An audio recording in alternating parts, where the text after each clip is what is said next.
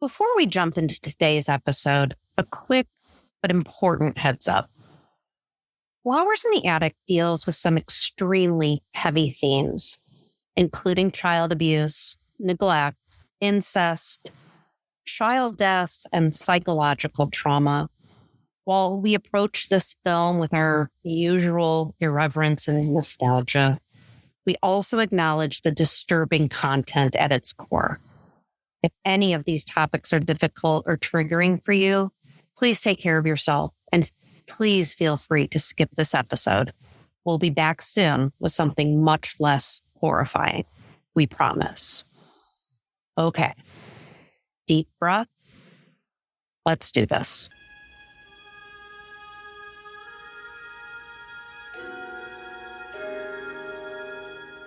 Hey everyone, I'm Carol. I'm Kristen. And I'm Janine. And we are the Shermer High Alumni Association. This week, we went deep into the attic, and we may never emotionally recover. Flowers in the Attic, a 1987 film that combines poisoned donuts, golden-haired children, and God into one of the most genuinely unsettling family dynamics in cinematic history.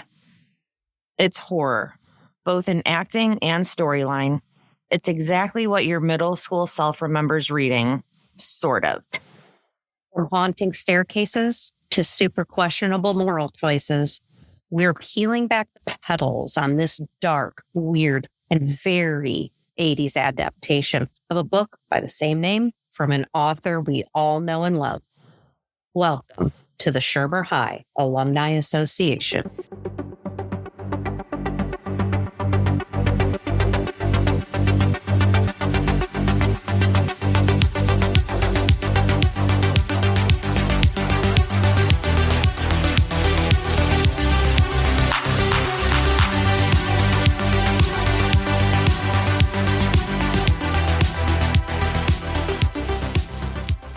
Hello, sisters. Hello. Hi. Hello. How are you doing? Totally phenomenal. Thanks for asking. That's wonderful. Are you having a wonderful weekend? Yes, it's been a hot one. Is it hot out there? Woo. It's like 95. Oh my God. Yeah. Yeah. It's not pleasant. Oh. Not at all. That's why I don't mind being in my basement and really glad I'm not in an attic. I'm technically in my attic. I see what you did there. You see what I did there? I see what you did. Yeah, nobody wants to be in the attic. No. And the flowers would definitely wilt. Yes, they would.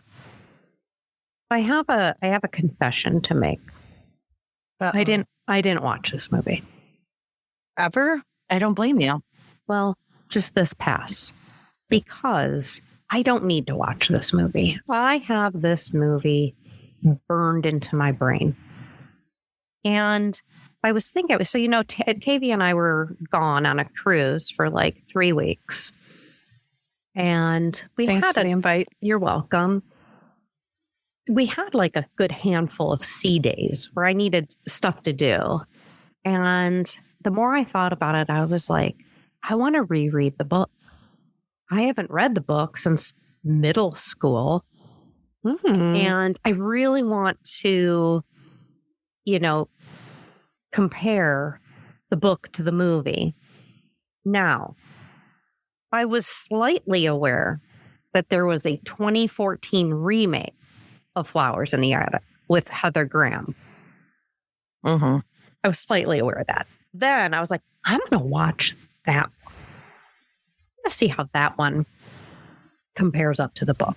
And then I went into a real deep hole because I didn't even know that was like a Lifetime movie, and it became a series. And they did the next 3 books. I had no clue.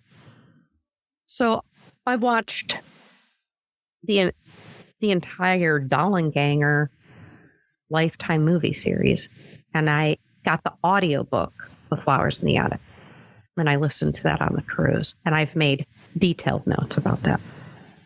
So I defer to your guys's notes on this. But yeah.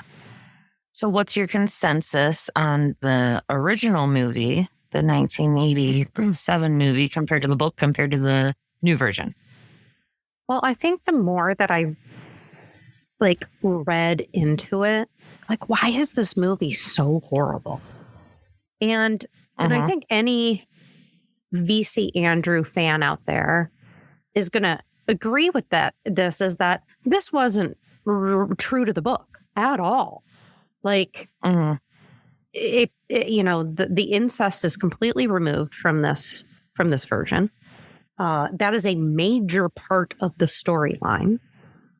The ending, the mom doesn't die, Corinne doesn't die, so it's like they knew by the end of this movie, which had its own drama. I think they lost their director. I think they had to bring somebody else in. I think at some point Wes Anderson was supposed to be doing this movie and his was too dark.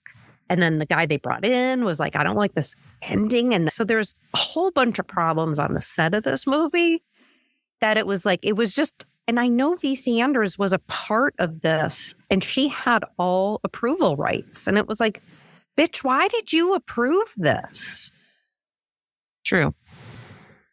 Sounds like it butchered the book. I remember reading the book, but I don't remember all of the indiscrepancies. Right. And I know we're getting ahead of ourselves.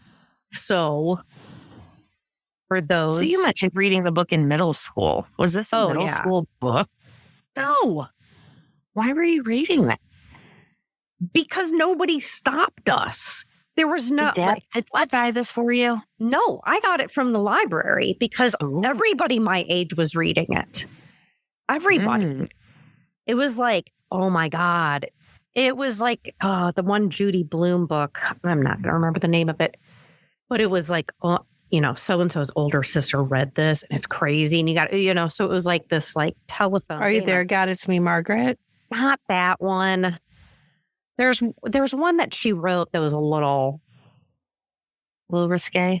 But I could be dating myself and I could be wrong on Judy Blume. I don't know. I'm old.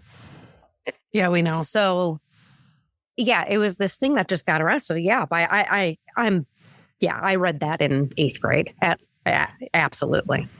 So are you the one that got us addicted to the movie? Yes. Well, the movie or the books? No, I remember watching the movie a lot. Okay, probably. To the point where it's burned into my memory as well. So I was like, I don't even know that I really need to watch this again, but... And it's weird because I couldn't have told you all of Tootsie, but I absolutely can tell you every scene of this movie.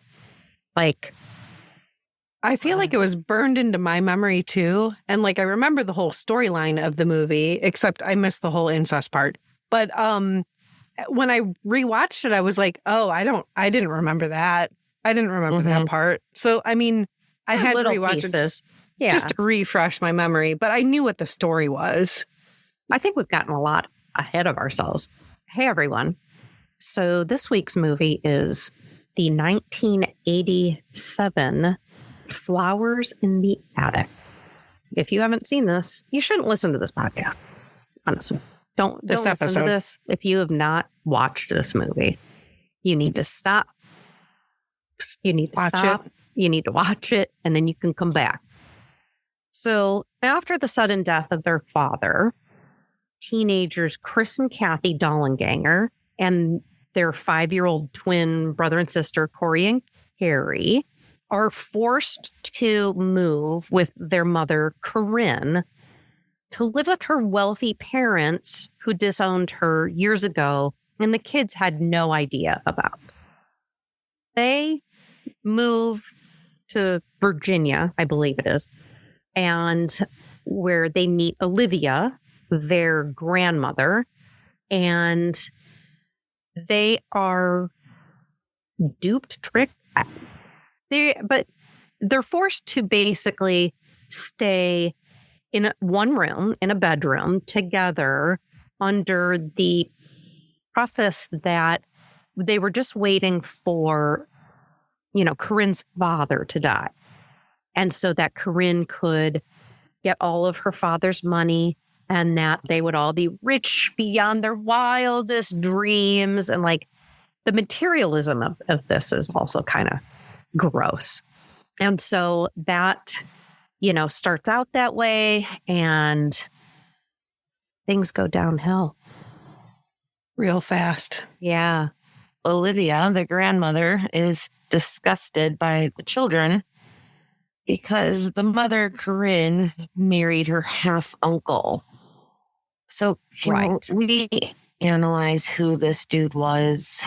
Yes. A half uncle would be Malcolm is Corinne's father. Malcolm had a half brother, Christopher. Because we need another C name. Right. And Christopher was the one who was only slightly older than Corinne. That's who Corinne ended up running off with, is her half uncle. Gotcha. Yeah. That's pretty jacked. Yeah. Where did VC Andrews come up with this storyline? I don't know. I don't want to know. Yeah. I'm going to highly suggest you go to the Lifetime series because the Lifetime series goes very true to the books. How did you watch that? I think I did a free trial of like Lifetime off of Apple TV, and I watched it all in like 3 days. Okay. Yeah. We have Lifetime. Do you? Perfect. Okay. I'm going to do that. Now I've got to watch it all because I need to. Yeah. Because then you get to the next ones. And they just become more and more infuriating because you're just like, I'm going to start a Hall of Fame. I'm serious. I'm going to start a Hall of Fame of female characters that have fucking set us back a billion years. Kathy is the fucking worst. She's just the worst human being. Oh, should she go out with Stephanie and go bowling? Yeah, like Stephanie and Kathy are on the list right now. They're both on the list. Stephanie Zanoni. I swear to God. So this cast, first and foremost, we have Louise Fletcher. She is best known to anybody as Nurse Ratched from One Flew Over the Cuckoo's Nest. She won all the awards for that, everything. So she's very, very well known for that. She was also on Star Trek Deep Space Nine. I also do appreciate, it feels like we have multiple actors who, went into Star Trek somehow. Yeah. I feel like we have multiple of these. We have. Yeah. She continued into the 2000s. She was in different shows here and there, and she passed away in 2022. And then Victoria Tennant, Corinne, she's a British actress, so she wasn't super known in the US, which is fine because her acting was abysmal. So then we have Christy Swanson. Kathy. Yes, Kathy. She was also Buffy Summers in the 1992 Buffy the Vampire Slayer. So she's and like she was also in Big Daddy. Is she the OG Buffy? I think she is. I believe so, yeah. Yeah. Before Sarah Michelle Gellar. Yeah. Okay. But before that, she was in Pretty in Pink and Ferris Bueller's Day Off, which we have yet to cover yet, but will. Yep. And also Big Daddy and Jude, Where's My Car? Right. That's pretty cool. Right. So she's actually done some things. She's done some things. And I think she won an award off of this movie. Unbelievingly. Like, I don't know how she did. She won a Young Artist Award for Best Young Actress in a Horror or Mystery Motion Picture for her portrayal of Kathy Dollanganger, which is mind-boggling to me. Agreed. But maybe I'm being an asshole. I don't know. Maybe I'm being too judgy. The Kathy in my mind is not that Kathy. Go say that. So What? Have you overanalyzed what other horror films there were in 87 No. that she Well- was up against? Because this could have been it. Oh, that's true. And she won by default. Possibly. Possibly. That's possible. Yeah. So Yeah. Jeb Stuart Adams, that was Chris, correct? Right. So he was born in Hollywood and he was also in the Goonies. Right. And that's really You the only. recognize him. Yeah. That's really the only other time you see that guy. And then Mhm. he's gone. And maybe that's all he needed to do. I mean, he was like in very, very minor roles, but like maybe that's all he needed to do to go on with his life. I didn't look up to see if like he's somebody else now, you know? He's selling insurance somewhere. What I didn't do is I didn't look up to see if he like became something else, you know, like a doctor or something. I don't have no idea. Kind of like Jake from Pretty in Pink. But he's just like, does he build furniture in Pennsylvania or something like that? I think so. Like I see Jeb Adams as being an insurance agent in California. Yeah. He Or could have his Wisconsin. own. Yeah. He could have like a State Farm like set up Right. somewhere in a strip mall. Right. Yeah.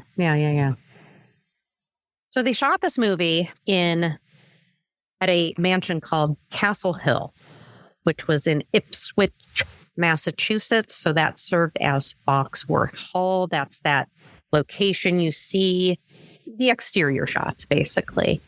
And that I feel like I've been to Ipswich. Have you? Okay. Is it between Boston and Hyannis? I feel like it's a bus stop. Squirrel. No, it's north of Boston. It's north of Salem. Okay. Jeb Stuart Adams is a realtor in Ventura County. Oh, we were so close. We were so close. Hey. I want to go look at one of his listings. Those were good guesses, though. That was good. That was so close.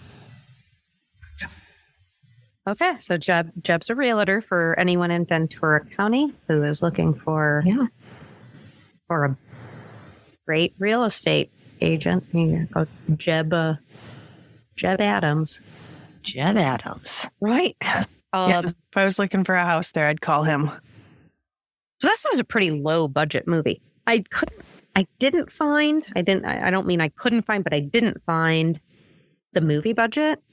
All I saw was that it had a pretty low budget, which would make sense because it pretty much all takes place in a bedroom. Yes. So, And an attic. So this was definitely not a high budget film whatsoever.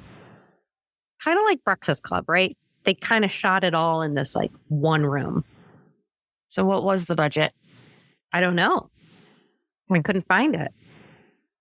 But so it opened in November of 87 and it debuted at number 3. So again, what was coming out in November of 87?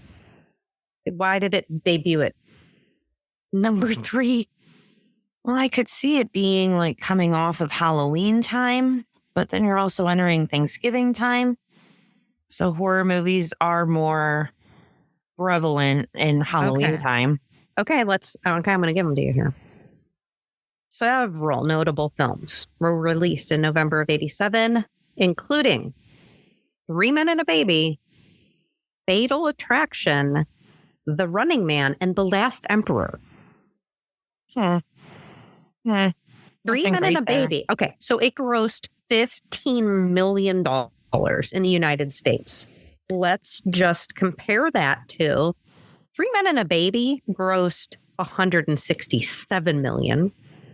Fatal Attraction grossed $156 million. The budget was $3.5 million. Really? Yeah, Yes. that tracks. Yeah. So this was an abysmal gross. it was abysmal. So But they profited, so I guess there's that. they made a couple dollars off of Made it. a couple. Yeah. Okay. Critics hated this movie. Like literally. 18% on the tomato meter. Is that the lowest we've had?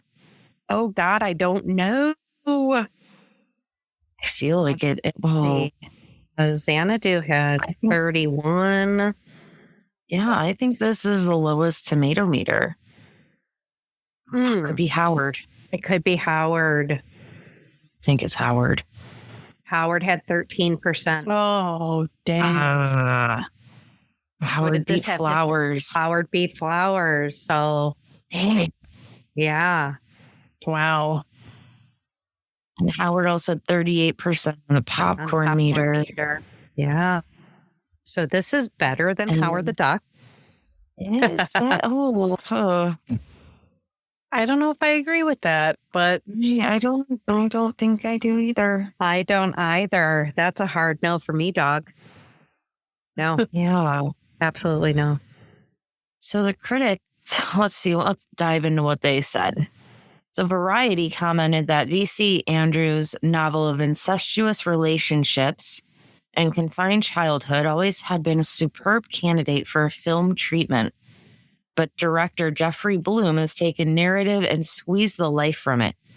Performances are as stiff and dreary as the attic these children are imprisoned in. Yeah, I mean, facts. Yeah. Yeah. Richard Harrington of the Washington Post said it is slow, stiff, stupid, and senseless. Wow. A film utterly lacking in motivation, development, and nuance, and further marred by embarrassingly flat acting and directing. Amen. Absolutely. 100%. Yes. TV Guy rated the film at 1 out of 4 stars. I'm thinking they couldn't have given it 0. Yeah, probably not. That. Yeah. Stating that the film version of Andrews' novel is incredibly tame and downright boring. Yeah. But, okay. Yeah. Fact. And Time Out London wrote that as fantasy stripped of all the metaphorical trimmings, the sublimely ridiculous plot is more likely to reduce an audience to laughter than to tears. 100%. Yeah. 100%. It's hard to laugh at this, but yeah, it is so bad. It's like the laugh from like secondhand embarrassment. Yeah, it's hard. It's hard to get through. Absolutely. Yeah. Well, let's get into it. Boom.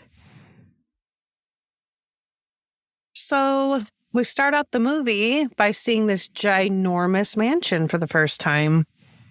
And Kathy voiceovers and says, grandmother's house.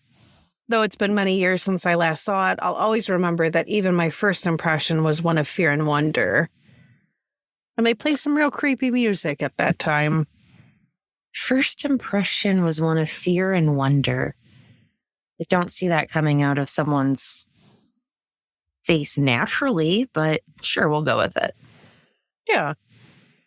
We kind of get a little backstory of the Dollenganger family when life is grand, and you see Kathy kind of watching her mom do her makeup and just thinking that her mom is the bee's knees, and you can tell that the kids really dote on their father. You know, pretty obvious that Kathy is her father's favorite of the children. He is on a trip, I believe, and he comes home and brings her this ballerina music box. And he also gets her this ring that he presents to her. And the mother is kind of standing in the hallway watching them. And you can tell that she's sort of, like, what the hell is going on here? I'm a little on edge, right? Like, yeah. I mean, he married his niece, so... Right. It's probably not beyond him to, with his daughter. Yeah. You can tell that she's kind of uneasy about the fact that he has bought her this ring and this fancy music box. It shows them kind of prepping for their dad's birthday party. They've got this cake and they've decorated the house. And so this is... in the movie, right? Kathy's got the cake, right? And they're trying to set a table. And this is the first piece where I'm like, that's not how this happened.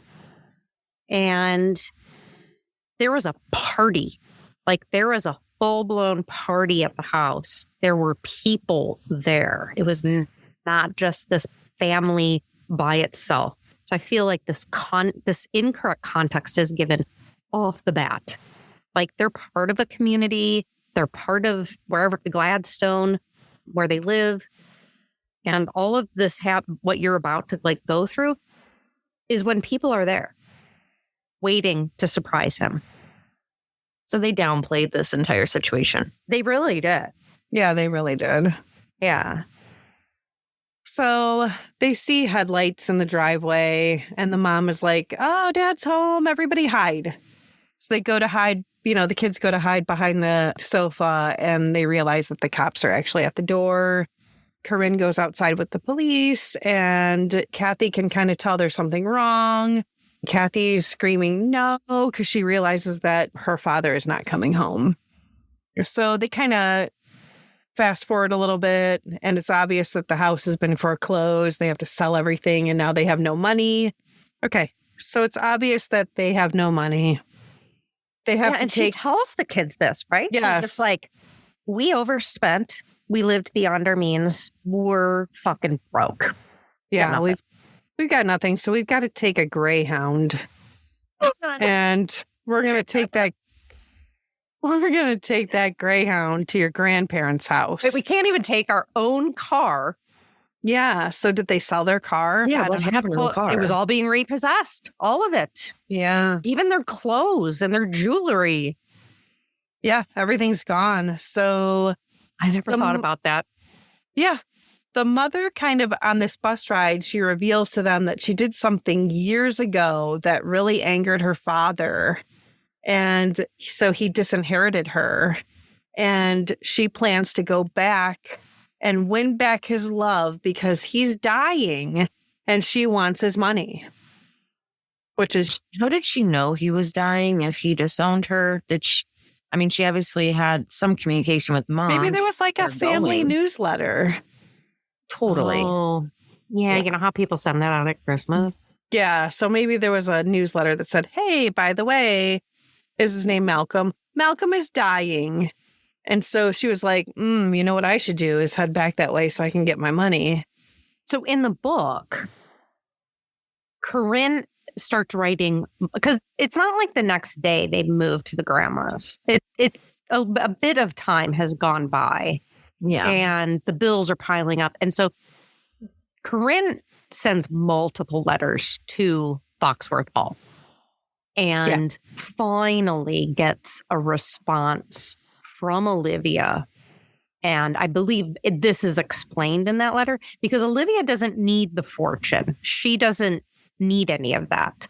So I don't know why you would casually drop that into a note to somebody. Like, your dad's going to die, so you could come here and you'll get all his money. And we'll just wait for him to drop dead so that you can just have all this money Right. and then you don't have to worry about it anymore. Like I don't know how exactly grows that. But She has also no siblings. if she's so angry with Corinne, if Olivia is so angry with Corinne, I really don't understand why she decided to let her come back and actually favored her, like gave her a bedroom. And I don't want to give away the movie, but it's This is still, my conspiracy theory. She loved Corinne. why wasn't Corinne in the attic with her children? We'll give you a place to live. Olivia should have been like, hey, you can stay up in the attic until your dad dies. And then you get your money and get the hell out of here. Right. Corinne didn't even have to go in front of her. Well, she was disowned. She had to win back his heart. So she did have a job. Yeah, I guess. Yeah, she did. She had to win back her father's trust. Well, I guess I'm looking at this from a legal standpoint, is that the mom would have ended up with the money and then the mom could have just given the money to Corinne. So I don't know. There are a lot of. She has there's a lot of kids somewhere so she could go out and find a new dude. That's true. Well, Yeah. Yes. spoiler alert. Spoiler alert. So the funny part about this is that they get off the Greyhound and they've got to walk to the grandmother's house the grandparents' house with all this luggage. And the mom is wearing high heels. She's dressed up like she's going to church or something.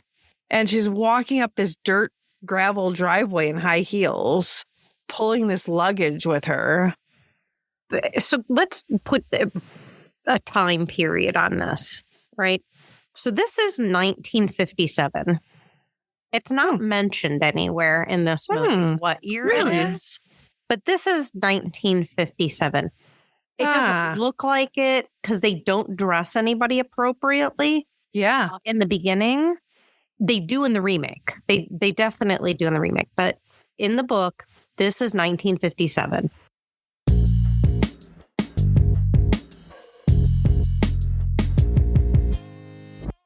So seeing Corinne in the heels and the like out in public, I can totally do that. But I also think going to the movie or the book, whatever, it doesn't matter. Corinne knew what she was going to do before they left their house in Gladstone. She knew.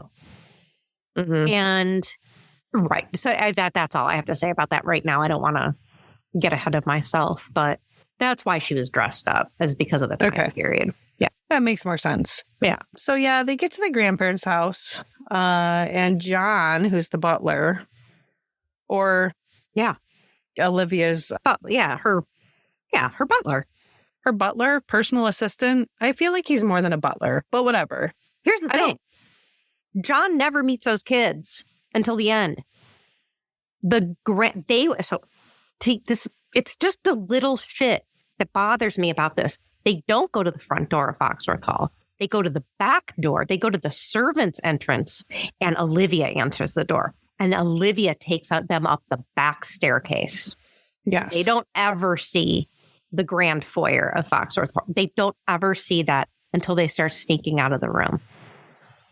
Spoiler alert. Yeah, that makes more sense. So it's just little shit like that.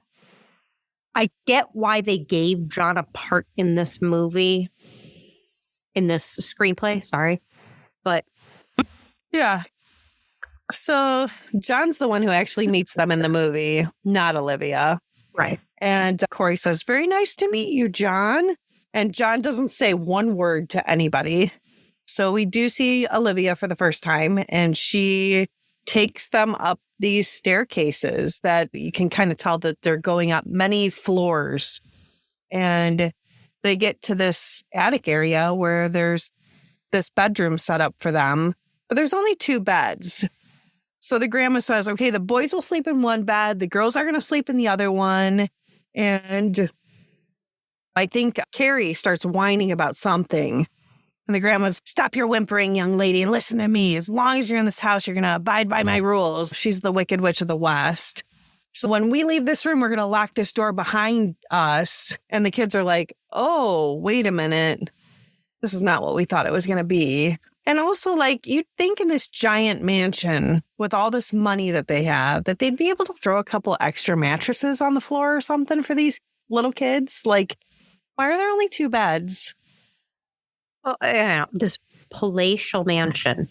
Yeah. You're going to tell me that this sick and dying old man's going to hear some people walking 2 floors above? Because, and this is the movie, the room that Malcolm is in is to the left of the entrance of Foxworth Hall. Right. And it's like, so they traipsed these kids past his room? Bullshit. No, they didn't. And then they went did they go 2 floors up or 3 floors up? I think 3. I think 3. They could have given 2 bedrooms. I'm just saying, Right. Olivia, you could have given an extra bedroom. Right. Or at least put a couple of extra mattresses in there. I guarantee you in that giant house, they had some more mattresses. A nice day bed, right? A nice day bed that could like a little trundle could pull out. Yeah. Like a little pull-out bed, maybe a couch. A couch that has a pull-out bed, something. But like they could have done something else, but whatever. The grandma really created the situation. I'm realizing this right now. She really did. She knew this was going to happen. She really did. So Corinne is like, "Hey, it's all good. Just listen to your grandma. Don't give her any trouble. We're just going to lock the door. It's not a big deal. I'm just going to win back my father's love. No big deal. Just stay here.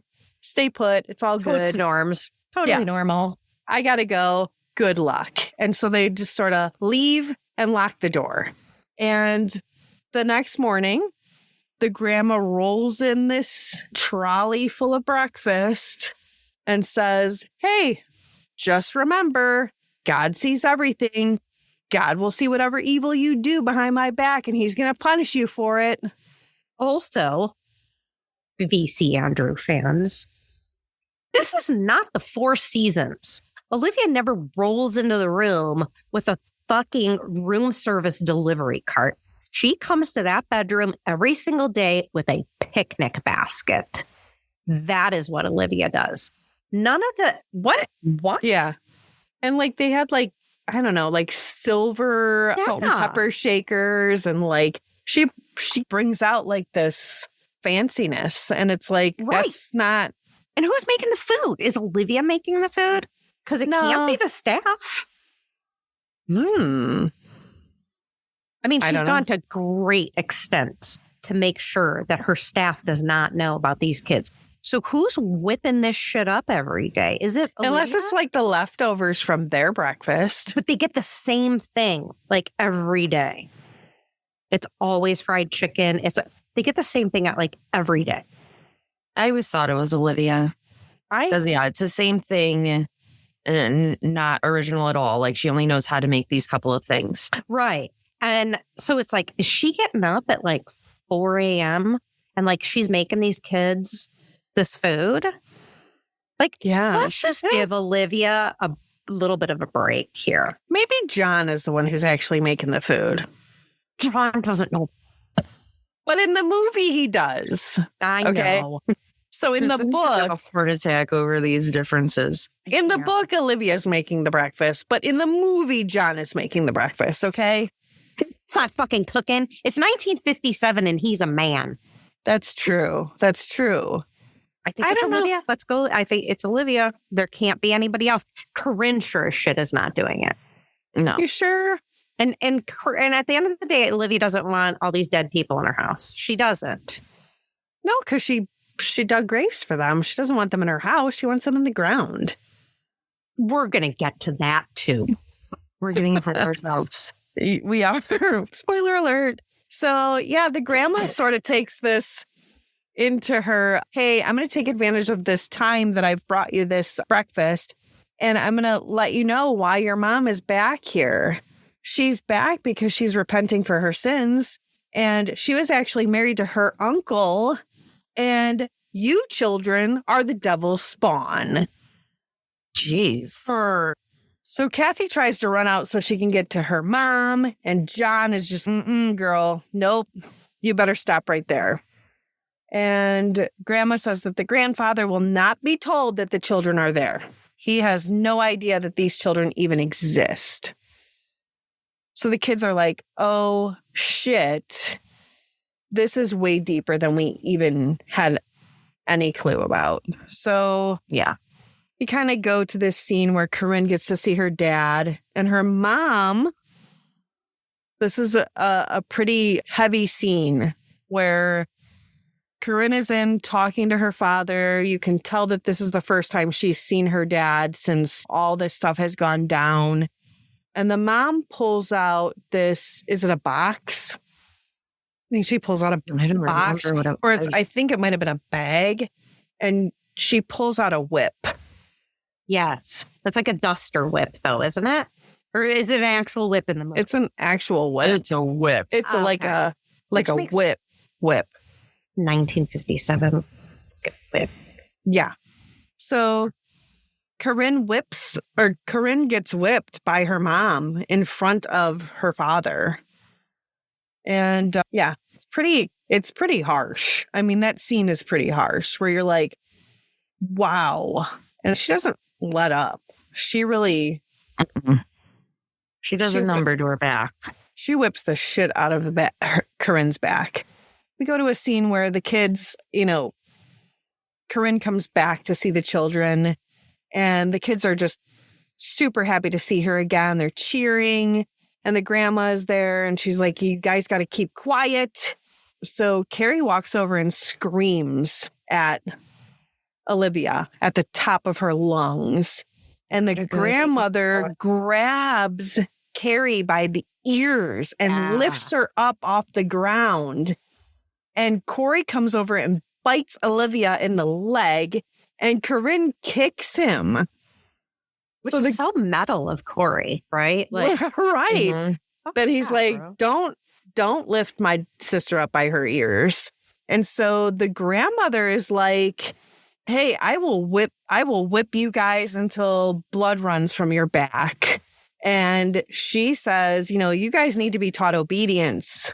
And so the grandmother is like, hey, Corinne, show your kids what I did to your back. Yeah. And- It's like, I thought it was like, show what happens when you disobey. Disobey. Yeah. Disobey. Yeah, show these kids what will happen if you disobey me. Yeah. This is what's going to happen. We go to the older kids are actually cleaning the mom's wounds. And she's kind of sitting in the bathroom and Christopher is cleaning her back. And Corinne tells them that the wounds were actually worth the wonderful years that she actually had with their father. And now that she got her punishment, now she needs to focus on actually winning back her father's love. So the mom actually tells them at that time, hey, if you go into the closet and you push on the wall, you'll be able to enter the attic up a stairwell. The grandmother actually gave me permission to tell you about the attic so that you have a little bit more space, whatever. So after that happens, you actually see the grandmother take something out of a kitchen cabinet. So we're up to the next morning. The grandmother takes this item out of the cabinet and she's sprinkling a white powder onto the donuts. I think they're donuts. They may be something else, a blintz, something. So I'm looking at the scene. Yeah. And you see powder being put on a donut. You have no idea that it's the grandmother, though. I just want to point that out. Like you're saying it was the grandmother, but you actually don't know. Well, It's a mystery. Maybe I guessed it was by the hand. Oh, maybe you don't see a hand. I don't remember. Anyway. You see a hand. But also you're like dead on about that's not I don't know what. Maybe that is not a donut. I don't know what it is. I think they're meant to be donuts, but they're like donuts maybe. In 1957? I don't know. 1950. They look like cookies almost, but we know they're donuts, but they look like Don't they call them cookies when they give it to Fred? maybe. But look at this. Like this whole setup of their food. It's like this is not how this happened. None of the liquids are moving. So, John ends up putting the donut, whatever, the powdered whatever it is, onto this cart. He wheels it up. The grandmother brings it in. There's bread. There's fried chicken. There's apples, orange juice, milk, and those donuts. So that's what they eat every day? Bread, fried chicken, apples, orange juice, milk, and then whatever those donuts are. So, okay. So I think the grandmother leaves and she actually catches them going up into the attic and she says, hey, I gave Corinne permission to tell you about the attic, but you have to make sure you are never seen. So you can go up there, but basically don't let anybody see you up there. So they go up into the attic, very dusty. Kathy says that the grandmother's rules weren't rules. They were just a cruel punishment. And they could only see the sun if they looked out barred windows. Jeez. She did? Yeah. She says wait. No, the only way that they can see the sun, because she says something about how I'd like to be able to go outside and see the sun, but the only way that they can actually see the sun is by looking out barred windows. Okay. Because in the book, they forbid them to even touch the curtains. They're not even allowed to look outside. At all. They can't even go near a window. In the movie, they're allowed. Okay, so yeah, I think I forgot that part. Yeah. So You kind of pan back to Corinne, who's in the room with her dad, and she's playing the piano for him. And she's like, what? Yeah. He's on death's door. I don't know. Maybe she's doing She that. says she has no talents. She's repeated to her kids, like how, and again, I'm going to go to the book. She constantly is like, I'm not good at anything. I'm useless. But yet I'm also a concert pianist.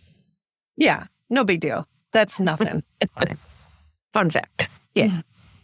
So, yeah, we go back to the attic and the kids are cleaning it all up. They're finding all this cool stuff, cleaning the cobwebs from the ceiling.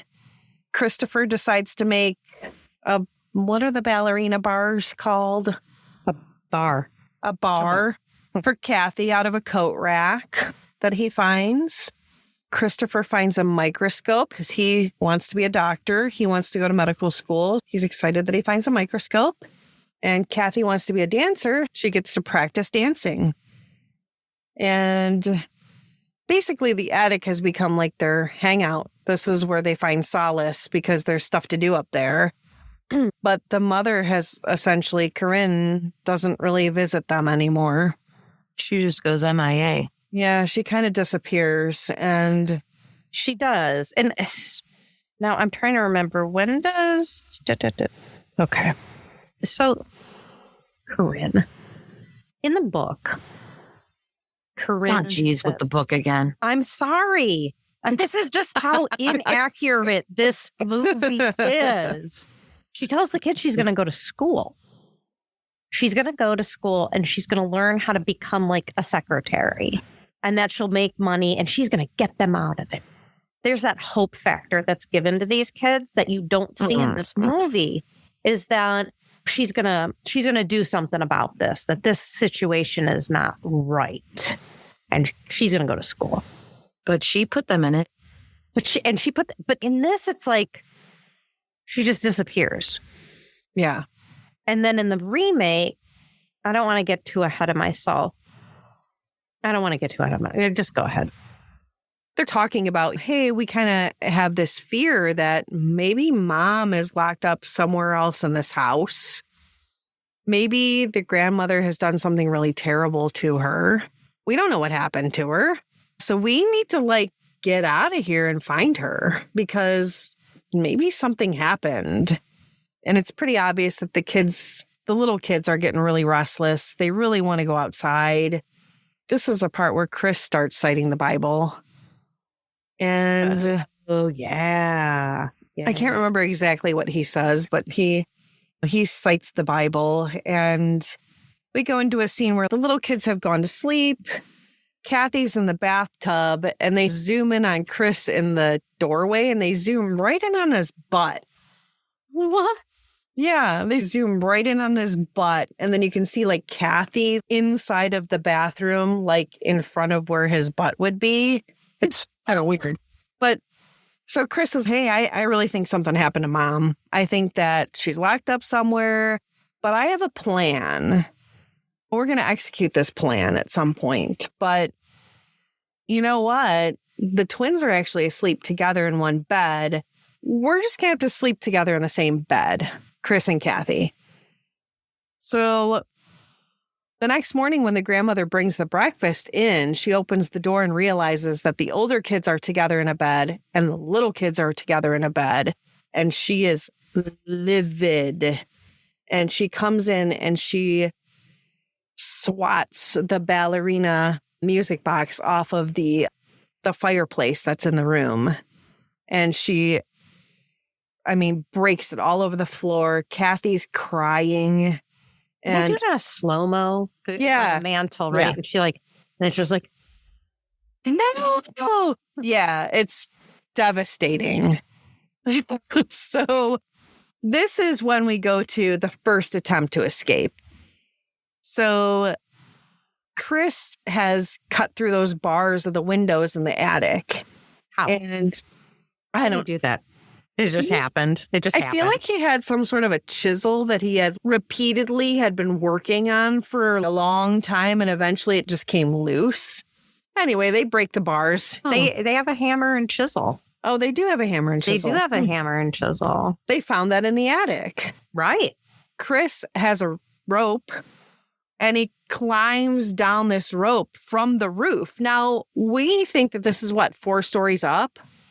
Yeah, at least. Something like that. Yeah. So he's just, I mean, climbing down this high roof and down the side of this house. Like, no big deal. And he makes it all the way to the ground. And then he's like, all right, Kathy, come on down. And that was a big mistake because now, and I don't know the groundskeeper's name, so I just called him Groundskeeper Willie. Okay. I don't know his name. Go with it. But they have a groundskeeper on this property that he realizes that there's some sort of a ruckus. His name is Caretaker. Well, we're going to call him Groundskeeper Willie. That's way better. So he hears Christopher actually knocks one of the light fixtures off of the roof. Right. And I think that the dogs who are Groundskeeper Willie's dogs, they're German Shepherds, they hear that. And he's like, what is going on? So he flips on the floodlights and he's like, something is going on over here. So he starts going towards where the dogs are running towards. Oh, yeah. I'm like, fucking prison. Holy crap. I mean, he's kind of like Shawshank Redemption. Yeah, he's like face is flipping on these lights through on like a light board. And so they have to climb back up this rope. And like, if you couldn't do that in gym class, I don't know how you're doing it. This is why we had to do it. And this is why kids. This is why. Yeah, because in case you're escaping from your grandmother's house in the attic, you need to know how to climb that rope. And there's no knots in it like we had. I know. That could help you get some traction there. This is just a slick rope. And now, to add fuel to the fire, it starts raining. Oh. And Chris is like, I don't know how I'm going to get back up here because now it's torrentially downpouring. I'm slipping all over. Why wouldn't he want to get discovered? I don't know. Well, wouldn't at that point, I would let a dog attack me. Right? And be like, Groundskeeper Willie. Groundskeeper Willie, please help me. Gotta help us. But he's got a shotgun, Kristen. He's got a shotgun. I'd be like, yeah, I got to get back up there. He's like climbing that rope, like, hurry, Christopher. Kathy is just screaming at him. You can tell this is terrible. This is tense. This is really tense. Yeah. And Groundskeeper Willie is just standing down there staring up at the roof. He can see that somebody's pulling a rope from the roof. And he's like, something is going on in that attic. And what happened to this light that fell off of here? Something is going on up there. Damn kids. Well, he doesn't know. Well, maybe he does. I don't know. So now he does. Yeah, now he knows something's going on up there. So some time goes by. And some time goes by, and you start to notice that Corey is looking a little sick. His skin is starting. Well, he's looking a little like he really needs to see the sun. And unfortunately, he's just, he needs some melanin. And he's looking a little sickly. His hair is very white. I mean, they're all very blonde-haired, blue-eyed kids, but you can tell he's starting to get a little sick. And the mom comes back, and she's got this real fancy silk outfit on, and she's just like, "Oh, hey kids, look at this attic. Hey guys, too. I know I've been gone, and like no big deal, but like check it out. I know that you guys tried to run away." And what the hell were you doing? Because Groundskeeper Willie told me what was going on. And you guys just need to like stay up here because chill the fuck out, kids. Yeah, because the grandfather is dying and he's not going to live longer than a month. So just like stay in the attic and stop it. Okay. Because if Groundskeeper Willie tells me that you guys have tried to escape again, that's it. I'm done. I can't do this anymore. And so, then what does that mean? I don't know. Yeah, that they get to leave? I'd be afraid that she would kill me. So, do we have any idea how much time has lapsed now? We do. Well, the movie kind of skews it a little bit, but they arrive at Foxworth Hall in 1957 and they leave in 1960. Oh, wow. Yeah, they're there for 3 years. Wow. And- Okay. 1960. You know that they're getting closer to leaving when, well, I don't want to get ahead of myself. Go on. Yeah. So this is where Corey gets a little pet. He finds a mouse. And he What names does he name the mouse? Fred. Okay. So he's got Fred now. And This is giving Michael Jackson vibes. for many What? reasons. Doesn't Michael Jackson have Ben? Ben, he had Ben the mouse. Ben the mouse? Ben, Yep. you're my only friend. Yeah. Come on. What Kristen are you does- two talking about? Michael Jackson when he was a kid. Ben. The song Ben is about his pet mouse. There's a song Ben by Michael Jackson. Oh my God. Kristen is not a Michael Jackson fan. You're my Yes. only friend. I got you, Carol. Yes, it is Thank a you. Michael Jackson mom. So, yes. Anyway, so we cut to this scene where she's sitting in her dad's room, reading him the Bible. He starts stroking her hair, like real creepily. And she kisses his hand. And the grandmother is like standing in the doorway watching them, like creepily. It's really creepy. It's the same. It's the repeat, right? Yeah. Like Corinne watching Christopher give Kathy the present. So it's just the same. Yeah, this like, yeah. So Olivia is just sort of standing there, like, Yeah. It's weird jealousy. Clutching her Bible. yes. Well, you should. You really should. So we go back to the attic, and the kids discover that somebody has put more bars up on the window. So, yeah, their chances of escaping easily again are not going to happen. And Chris is in the bathroom again with his naked sister in the bathtub, which is like, I don't know. I mean, it's just, I don't know. It's kind of creepy that he's in the bathroom with her every time. I just she's don't know that we taking a need bath. this bathtub scene. Huh. If they're gonna It's- absolutely annihilate the actual meaning of this book, this scene of Kathy getting into the tub, what the fuck is this? Yes. And she's What like, is this? It's like she's never gotten into a bath before. And she's slow. Like, and wait, what is this scene? She's she's dreaming of being a ballet dancer. So that's what she's thinking about. No. That's what they say in the movie. You're cutting. No. Yeah. So she No. calls Christopher into the bathroom, and the grandmother appears behind him and just yells, "Sit!" And Christopher's like, "Oh my God. What?" And so Christopher rips into the grandma, like totally rips her a new asshole. Like, you locked us up in this room. What did you expect us to do? Of course we're going to see each other in the bathroom.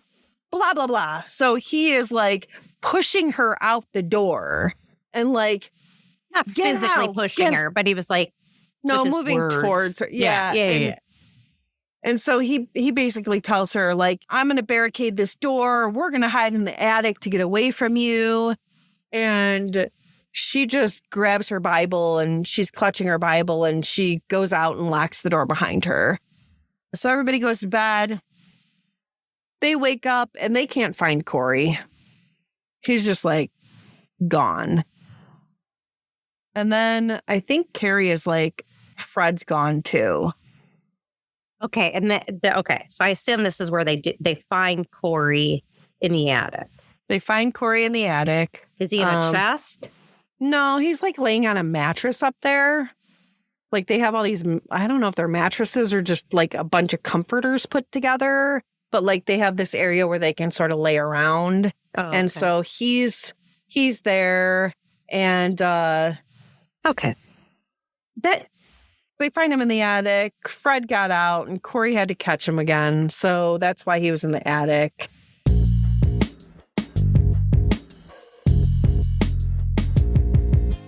And then we sort of come to this scene where, hold on, I guess I'm watching while you're watching because yeah. So you're watching the part where they can't find Corey.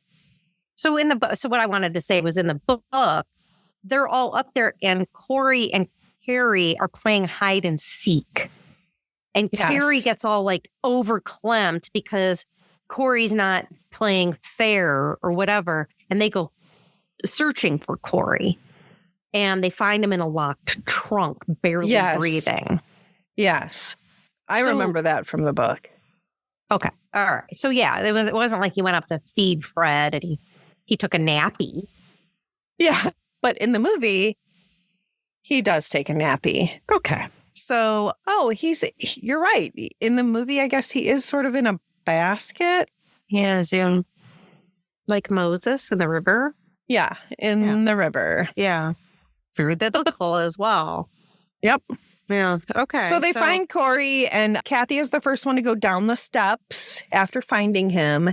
And the grandma actually shuts the door behind Kathy and pushes Kathy to the floor and locks the attic door so that the others are actually stuck in the attic. And the grandma starts to physically assault Kathy, calls her a sinner, and basically takes a pair of scissors and cuts off most of her hair. And Christopher is going absolutely apeshit. He is like pounding on the door, let us out, and he's screaming for Kathy because he doesn't know what's happening. And this seems to go on for a little while, where the grandmother is assaulting Kathy. And it's pretty sad because finally you hear the door unlock to the attic. And Christopher is sitting on those stairs waiting to get out. And when he opens the door, he sees that the grandmother is slipping out the actual door to the room, and she locks the door behind her. And he finds Kathy in the bathroom in the corner crying. And he realizes that the grandmother has harmed her and cut off all of her hair. And so Christopher decides... would maybe consider it kind of a putt, but the bangs are perfect. Yeah, her bangs are perfect. Everything else looks like garbage. Did she have bangs before? I guess she must have. Okay. I don't remember. Okay. That's the worst wig. This is so terrible. Yeah, she's wearing like this horrible wig. So bad. Christopher's like, hey, I'm going to fix your hair. So Christopher decides to give her a haircut, which is really nice. He basically fixes her hair and they're talking about what happened. And we go to the next scene where Corey's starting to look a little worse. You can tell he's getting sicker and his skin is getting a little whiter. And Christopher is in the attic fixing Kathy's music box. Where they got glue from, I don't know. But he must have found some real old glue in that attic. And they notate that nobody has brought them food today. So it's obvious that the grandmother is pretty pissed off. And after the whole scene with Kathy, she has decided to stop feeding them. So Gosh, if Chris had scissors, couldn't they have figured out a way to rig this lock? well, we get to a... Yeah. Yeah. I mean, I guess he figures that out. But then we go to another scene where Corinne is getting this gift from her father. And it's this fancy dress that's in a box. So he has obviously bought her this beautiful dress to put on. And how he bought her a dress, I don't know, because he's bedridden. So he somebody... has staff, Janine. Right, but they don't... But they like... know Corinne's there.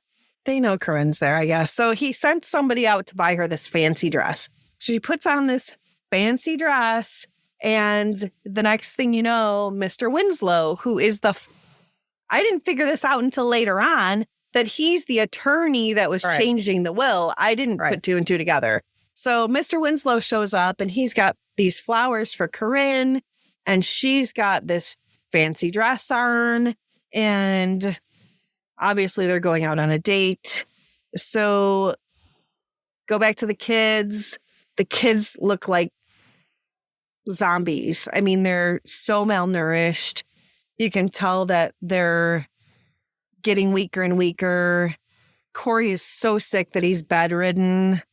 And Christopher decides, you know what? The only option here is for me to feed him my blood and have him suck blood from my wrist. Okay, I may have fallen asleep through a couple parts of this audiobook, but I don't recall anything near close of this friggin' like what Vampire Vampire. What is this, Twilight? What's happening here?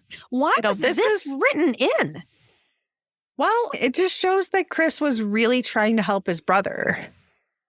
They had no other option. They weren't being fed. They had no medication to give him. And so Christopher's like, hey, from what I've read in these medical books that I'm reading, apparently my blood will give him some sort of iron or some sort of vitamins that I have in my blood. I don't know. This is insanity. Just it really insanity. is. Because it doesn't happen like this. It just doesn't. And I don't know why that would never cross my mind. Why was this necessary? My brother is very, very, very ill. So you know what I should do is probably just have him drink my blood. Let me old timey Google what I should be doing in this situation. And so what? Encyclopedia Britannica told him, well, your blood would be good. That'd be fine. Yeah, what? My brother is dying. So you know what you should do is just anyway. Dying, wouldn't you take any precaution necessary to hopefully prevent it? Sure, but I don't know that that's... I mean, maybe the book that he was reading did tell him that, but... For sure, yeah. But then you... I don't know that I would have thought of that. So do they decide that they do need to escape? Yes. They're like, we got to get out of here. We've got to find money. We've got to find something. We got to get jewels. We got to get out of here. We've got to figure out a way to get out of this situation. We've got to get Corey help. They take the door off the hinges and they decide to go downstairs.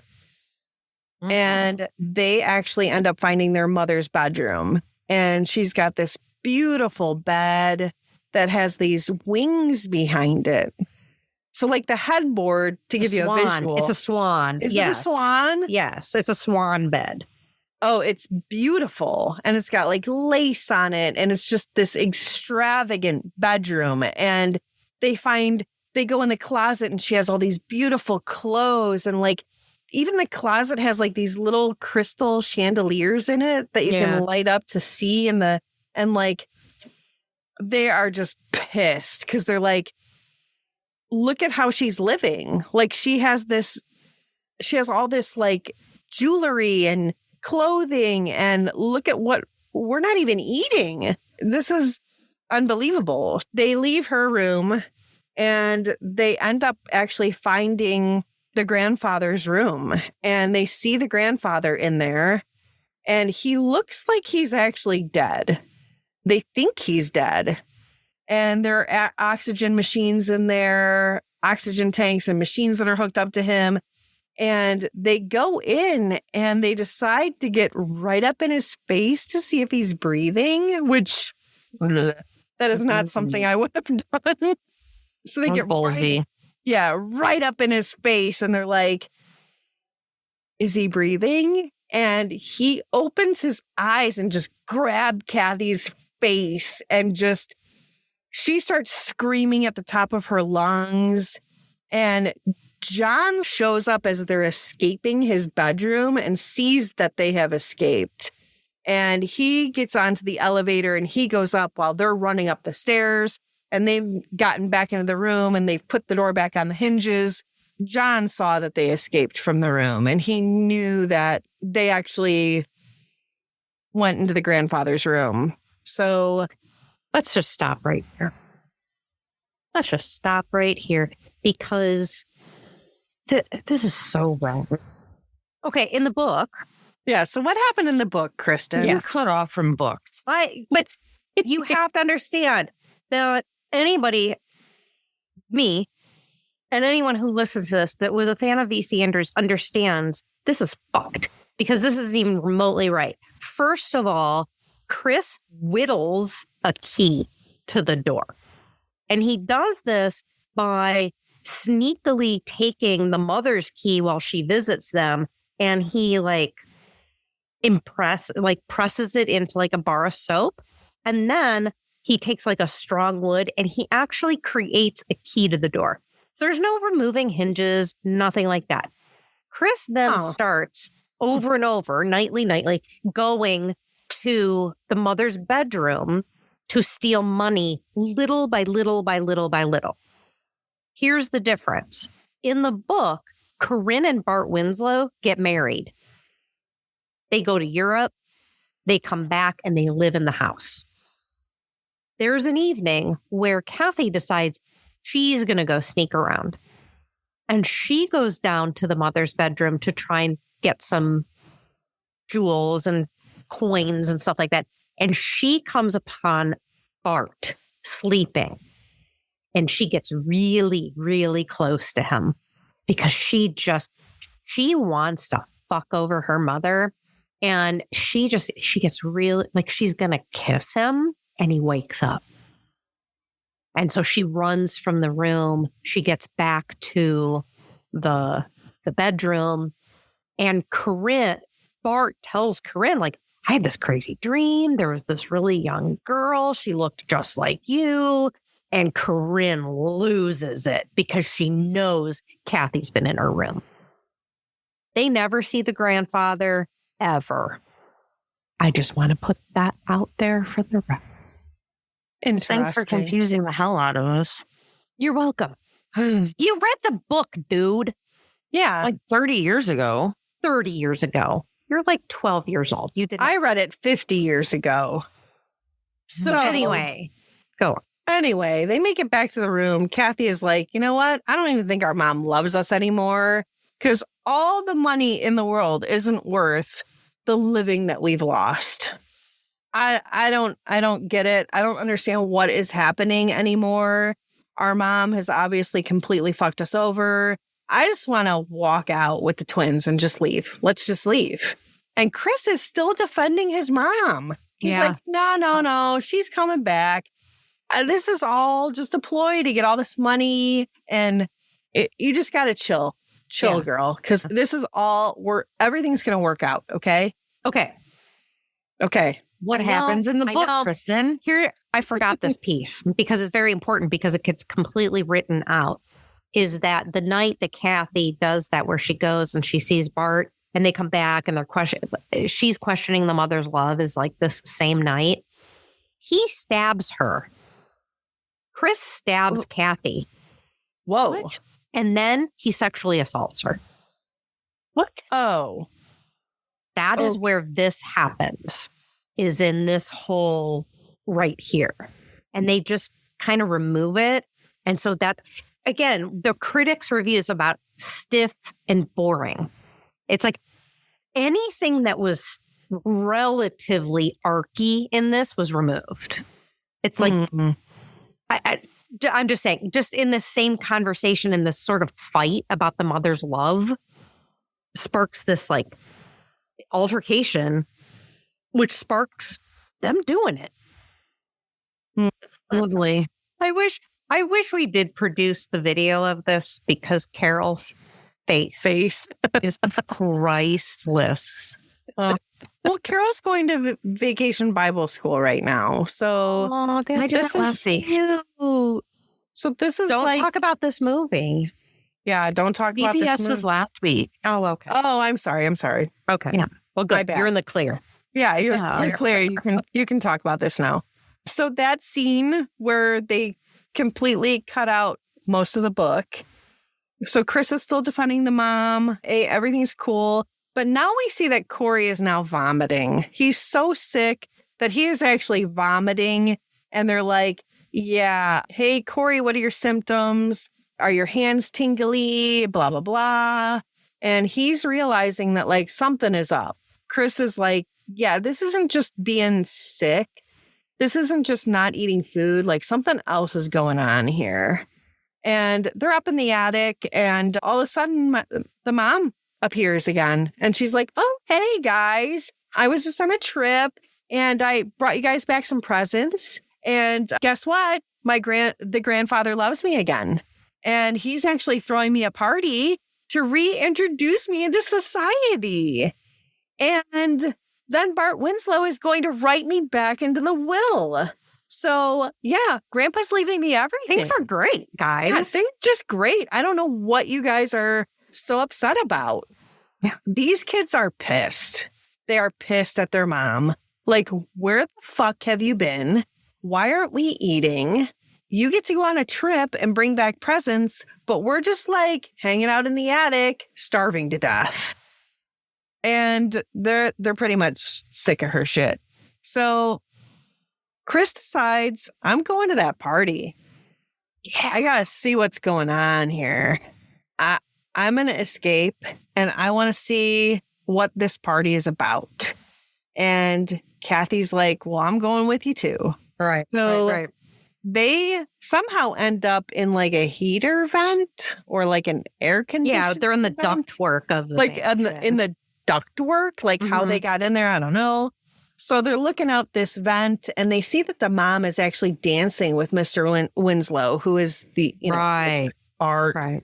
And Chris and Kathy are like, what the fuck is going on here? They're like the center of attention. And they actually see Bart Winslow propose to their mom. And this is where you see Chris get very upset when they go back. And he's like hugging his sister around the waist. When he's sitting down on the bed. He's sitting down and he's like hugging her around her waist and she's like stroking his hair. And it's like, that's creepy. But if we go back to the book, I guess this is after he has assaulted his sister. So they're just throwing in just like a little baby piece of inappropriateness, but not like, they're just like dabbling in it. Not, there may have been something weird between them, but not like directly addressing it. Because they even talk about it in the book. About because they start, and I don't know if it's in Flowers of the Attic or if it's in the next one, but it's like how they never can have children. So they always are very careful about not producing children because those children would be like deformed or something. Like they have those actual conversations. That's the disturbing shit to me is, okay, we're going to talk about, anyway, go. Then the grandma decides to bring them breakfast finally. And the kids are like, yeah, I mean, Corey she's like, why are you guys still in bed? And he's like, yeah, Corey needs a doctor. He's sick and he needs to go. And the grandma goes and gets Corinne and is like, hey, your kid's sick. And Kathy gets into an altercation with her mom. And Corinne ends up slapping Kathy. And Kathy slaps her back. Yeah, and that's true to true. Go, girl. Yes. Yeah. And Kathy is like, if you don't take Corey to a hospital, I will make sure that you pay for this.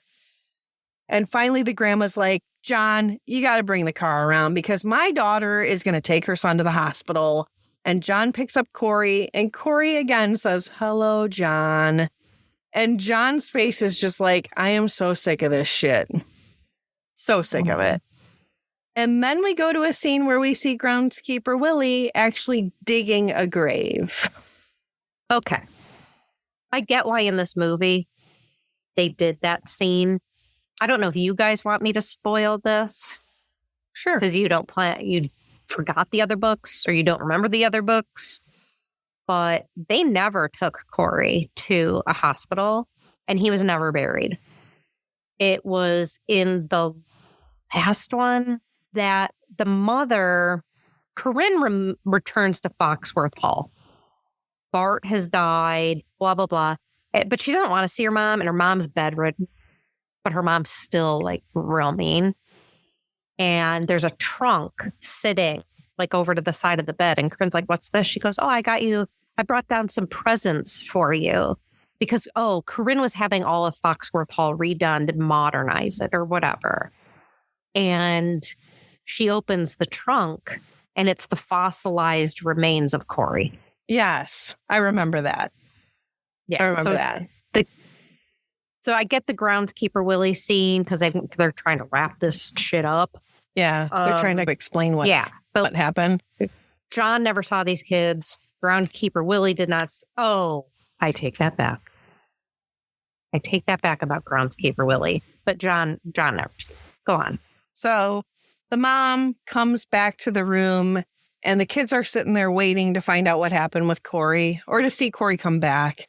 And Corinne just blank-faced says Corey had pneumonia. The doctors did all they could. There won't be a funeral. He's already been buried. And the kids just lose it because they did not think that Corey would die.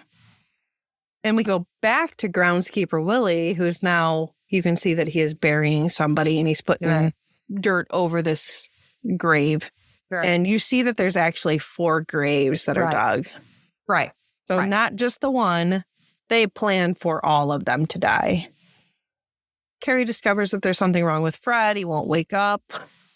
Fred's been eating those donuts, which I don't think we got to find out what those. They're cookies or donuts. They're cookie donuts. So Chris decides, you know what? I'm going to start researching this because there's something going on. If Corey died and now Fred is dead, I think this might be arsenic poisoning. Something's going on. So Chris is like, yeah, I'm going to escape tonight. We got to get money. We got to get some of those fancy diamonds that the grandma's always wearing. We got to escape because something's going on and I don't like it. So now Chris is on board with what Kathy was saying. And Chris is sort of out looking around and he actually sees his mom making out with Mr. Winslow. And she says to him, no, we've got to wait until tomorrow night when we're actually married. And Chris goes to Kathy and says, hey, guess what? Mom's getting married tomorrow. And the next morning, we actually see Corinne putting the arsenic on those cookies or donuts. Yep. Or the breakfast. Yep. So we realize that Corinne is part of this. Corinne is actually planning for all of those children to die. So the grandma enters the room and she can't find the kids. And she opens the closet door and Chris actually attacks the grandma. Yeah. And the kids escape and they realize that the grandfather has been dead. They go to his room and all of his stuff is actually set up to the sides, like against the walls. There's no bed set up anymore. So it's obvious that the grandfather is dead. He's been gone for a while. There's some dust going on. Yeah. He's been gone for a while and they haven't come up to get the kids because the grandfather was the only hiccup here. And now the grandma is up in that room where Chris has attacked her. And the wedding's about to start and they're waiting for the grandmother to show up. Olivia is not present for the wedding. Right. And Corinne is like, you know what? We're moving forward without her. Forget her. I don't care if my mom is here or not. I'm getting married and this has to go forward. Tough shit. And the wedding actually starts without the grandma. And the kids actually end up showing up to the wedding. So the wedding is moving forward. They're up in the front, in front of the priest. And they've got a flower girl. I don't know who the flower girl is. But you actually see Kathy and Christopher and Carrie standing at the doorway, entering the room. And this little girl the flower girl notices that there's these children in the doorway. And she's her and Carrie look at each other, right? Like, yeah, that they're kind of like kid to kid. Who are you? And where'd you come from? And Kathy says something to Corinne like, mother. And Corinne turns and she acts like she has no idea who these kids are. And she tells Bart she doesn't have any children. And Kathy is like, hey, you should eat one of these cookies that you've been feeding us because that's how Corey died. We're not stupid. And so she actually sort of not physically pushes her mother, but sort of moves forward. With the cookie, right? She's like, take a bite, take a bite. Yeah, take a bite of this cookie. And so the mother is backing up, and she actually backs up out of this doorway onto a balcony. And they're doing the tussling, like doing the girl fight with the hands. And Kathy, I don't know. Does Kathy push her or does... No, it doesn't. It looks like the mom just sort of like, I don't know, tumbles over the side and ends up, her veil actually gets caught in this trellis and the mother is just sort of hanging there. Yeah. And you see her feet dangling and Kathy's just sort of standing there and she looks over at Christopher like, I killed our mom. And yeah, our mom's dead. So you see the kids actually leaving the mansion in the next scene. So they're walking out the front door. The grandma is watching them from some random window. And she's just like, yeah, bye. Good luck. And Kathy's got a voiceover where she's like, I ended up actually helping Christopher through medical school. Does she say she started dancing again? So she was making money somehow. And Carrie grew up, but she was never truly healthy. And she says that she wonders if grandmother is still alive and waiting for Kathy to return. And that's the end of the movie. Oh. So, why wouldn't the grandmother prevent them from leaving? Knowing that they could be going possibly to some authorities. Well, that was discussed. Imagine, if you will, Corinne is still alive. They originally were going to mail the dead mouse and a cookie to the police. And then at the like when they were at the train station, but at the last minute, they decide not to because Kathy wants her revenge on her mother. It's not focused on like the grandmother. It's focused on Corinne. And so they don't mail the dead mouse. I feel like this ending was just production being like, I am done with this. Yeah. Because they lost them out the door. Director. Yeah. Yeah. It was like, and it's over. Yeah. Bye-bye. Let them out the door and we're done. Bye. And scene. It was pretty bad. This movie never should have been made. VC Andrews, you should be ashamed of yourself for approving this. I'm appalled at this movie. Now, will I stop and watch it on a Saturday afternoon? Probably. Really? I don't like. It's just like it's just like a train wreck. It's like rubbernecking. This is so terrible. But I can't. I'd rather watch Howard the Duck. I think I would definitely rather watch Howard the Duck. But for me, on the cringe, it's a 5 out of 5 because it's just so horrible. It's so cringy just on the acting. It's not even the content. It is just how badly portrayed everyone is in this movie. It is a 5 out of 5. Do not watch this. If you've happened to gotten through this and you have not seen, do not watch it. Go to the 2014 one with Heather Graham. Go to that one. Forget this one was ever made. Now I need to watch them. Yeah, you totally do. Okay. And I'm going to agree on the cringe. I'm probably going to give it a 6 out of 5. Wow. I didn't even want to watch this. And yeah. I even had to fast forward some parts that were either boring or I just did not want the cringe factor of it. So I would highly not recommend watching this. No, not at all. This is unfortunate. What's your cringe, Janine? I mean, it's 5 out of 5. You've got this incest. You've got, but there's no incest. Remember, there's no incest. Oh, the half uncle. The half uncle. Yeah. The physical abuse, the verbal abuse, the mental abuse, the killing of a child, the fact that Yeah, that groundskeeper Willie has these graves dug for them. All of it is just terrible. And I'm not going to say that the movie itself is terrible. I'm not going to say that. I mean, because it's bad. if it came on, yeah, I would leave it on as background noise. I'm not going to sit down with popcorn and be like, yes, this is my favorite movie. Like, It's not going to distract from the chore. You're still doing the chore. Like our next movie that we're reviewing, that's one that I would definitely sit down and rewatch over and over and over and over and over again. We know. But I mean, abomination. This is an abomination. When we moved from Ohio to California, the last time we did it, I've been carrying around a storage bin of V.C. Andrew books since childhood.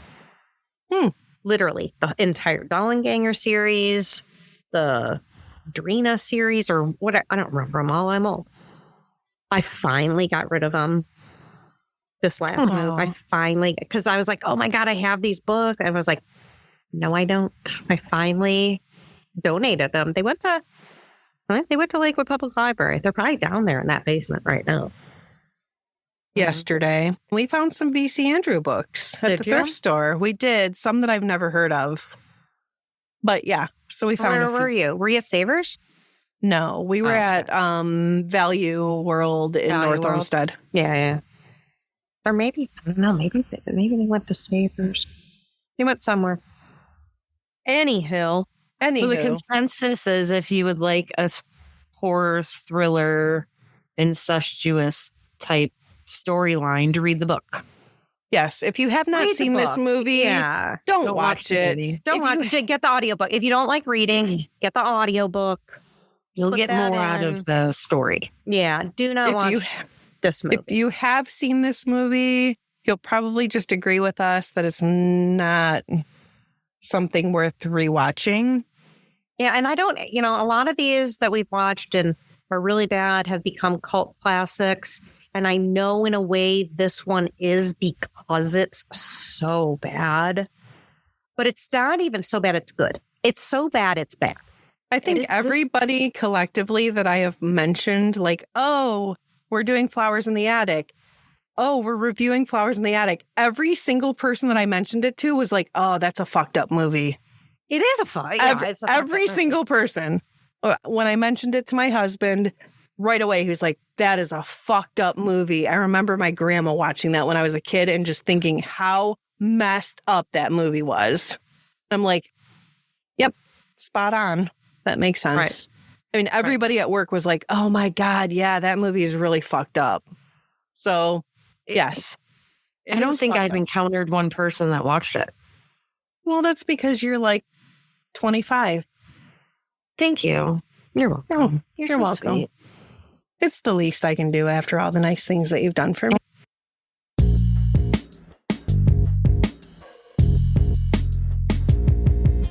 And that's it. We've made it out of the attic, emotionally bruised, morally confused, and with way more questions and frustration than answers. Like, why was this okay to read in middle school? We really were the feral generation. And why was this movie marketed like a Lifetime family drama when it's basically Trauma, the motion picture? We covered murder, manipulation, the vibes of incest, arsenic donuts, and somehow it still ended with some glamour shot lighting and I guess a sense of closure. Closure? I'm still processing the fact that this was someone's idea of a romantic subplot. Anyway, thanks for surviving Flowers in the Attic with us.